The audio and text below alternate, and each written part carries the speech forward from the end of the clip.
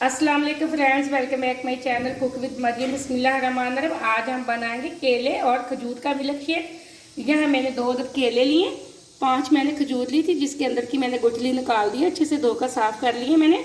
यहाँ 2 चम्मच मैंने चीनी के लिए, 1 गिलास मैंने ठंडे दूध का लिया है। यहाँ जूस बनाने के लिए मैंने एक जग लिया, जग के अंदर मैं डाल दूँगी जो मैंने खजूर रखी थी वो, और जो हमारे पास केले थे वो इसी के साथ हम डाल देंगे। दूध मैंने फ्रीज़र से निकाला है, ठंडे वाला लिया, इसी के साथ मैं डाल दूँगी यहाँ चीनी के 2 चम्मच। अब हम इसका बना लेते हैं अच्छे से जूस। अगर रमज़ान में आपको मिल्क शेक पीना तो आप ये वाला बनाएं, खजूर और केले का मिल्क शेक। ये बहुत सेहत के लिए अच्छा है। जो बच्चे केला नहीं खाते उनको ये जूस बना के दें। यहाँ एकदम से हम अच्छे से बना लेते हैं जूस। यहाँ एकदम से हमारा मिल्क शेक तैयार हो चुका है। ये देखें माशाल्लाह एकदम से बहुत गाढ़ा, बहुत मज़े का बना है। अब आपको मिल्क शेक बाहर से लाने की कोई ज़रूरत नहीं। अगर आपके घर में इफ्तार के टाइम मेहमान आ जाए तो आप ये वाला मिल्क शेक ज़रूर बनाना।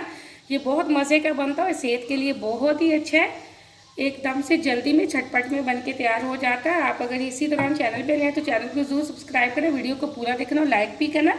अब मैं आपको गिलास के अंदर डाल के इसकी फाइनल लुक चेक करवाती हूँ। अगर आपने ठंडा दूध नहीं डाला तो आप इसके अंदर बर्फ़ ज़रूर डालिएगा।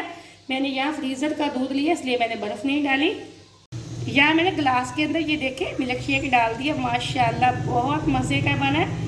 आप ये इफ्तार में रेसिपी को ज़रूर ट्राई करना और लाइक भी करना। मुझे दें अगली रेसिपी के लिए इजाज़त। अल्लाह हाफिज़।